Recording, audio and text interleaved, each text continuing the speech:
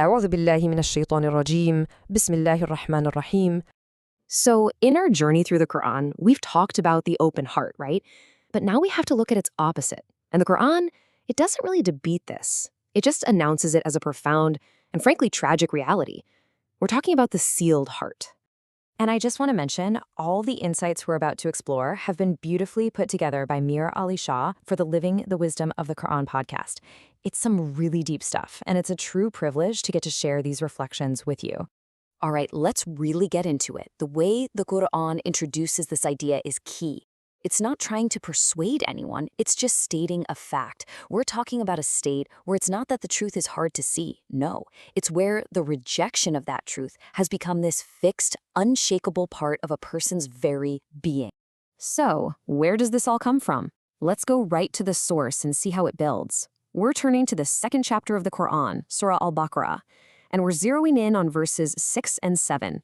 I mean, these two verses are the absolute foundation for this entire discussion. This verse, it kicks things off with this incredibly powerful, almost jarring statement about those who have chosen disbelief. It just sets the stage for a really stark reality about the nature of their choice. So you see, it's establishing an equivalence. It's saying that at this point, the human act of warning, whether you do it or you don't, it's become totally irrelevant. The outcome is the same. It's a really sobering thought, isn't it? That a certain threshold has been crossed. And then, boom. The lens shifts. This next verse moves us from the human action of warning to the divine consequence that follows that persistent rejection. And there it is. God has sealed their hearts. Now, we have to be super clear. This isn't about simple ignorance. This is about a refusal that has become so crystallized, so hardened, that the very faculties we use for perception, the heart, the hearing, the sight, are now completely veiled. But check this out, because the order here is so precise, it's fascinating. The seal begins with the heart, the core of our understanding. Then it moves to our hearing, and only then, finally, to our sight. It's like perception collapses from the inside out. The inner faculty is closed first. Okay, so what does this sealing actually mean? Let's dig into it from two angles that really complement each other. The classical outer commentary, which is called the Zahar, and the mystical inner commentary, the Batin. In this really shows you the two sides of the same coin. On one hand, you have the outer, classical scholars like al-Tabari. They emphasize that the seal is a consequence, a divine response to a choice someone keeps making.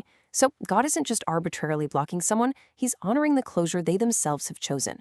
Then you've got the inner, Sufi take, from masters like al-Qushayri.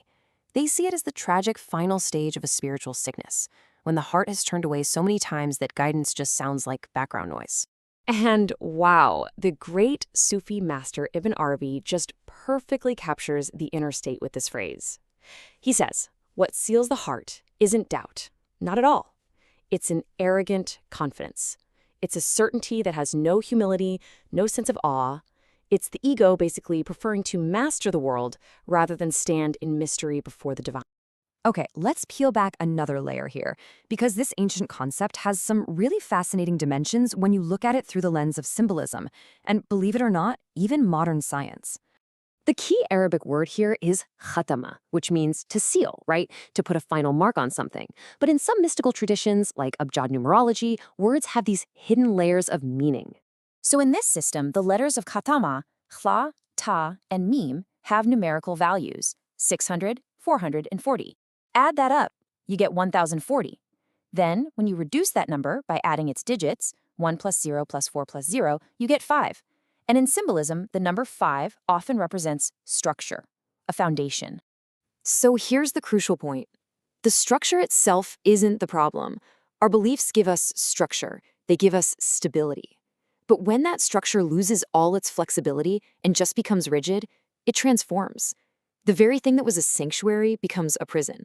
The walls that once protected you are now the very things preventing any new light from getting in. And what's truly remarkable is how modern psychology echoes this chronic diagnosis. Seriously, we now know that when you repeatedly reject an idea, you are literally strengthening the neural pathways in your brain for dismissal. We see it with confirmation bias, right? Where we actively fight any evidence that contradicts our identity. The Quran is describing what scientists today call cognitive entrenchment, a state where our perception is no longer serving the search for truth, it's just defending our identity. And all of this brings us to the most important part, because this isn't just some abstract analysis of a verse. This is a mirror for every single one of us who's a seeker of truth. This is about us, right here and right now. You know, the real warning here is for the comfortable. The sealed heart isn't the one filled with questions and doubts. It's the heart that believes it has all the answers and just refuses to bend. So the question for us is this: when was the last time the truth really unsettled you? If it's been a while, it might be time to ask what doors we may have accidentally closed.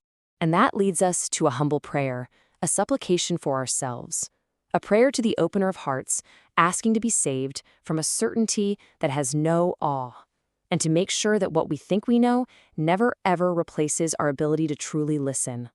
Amen. So far in this part of the Quran, we've seen the open heart and now the sealed heart. But the Quran's exploration of the human condition, well, it doesn't stop here.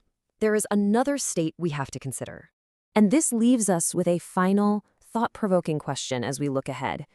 What could possibly be more dangerous than a sealed heart? Perhaps it's the state where belief is professed on the tongue, but the heart remains completely empty and uninhabited. And that is exactly where the Quran takes us next, into the complex psychology of hypocrisy.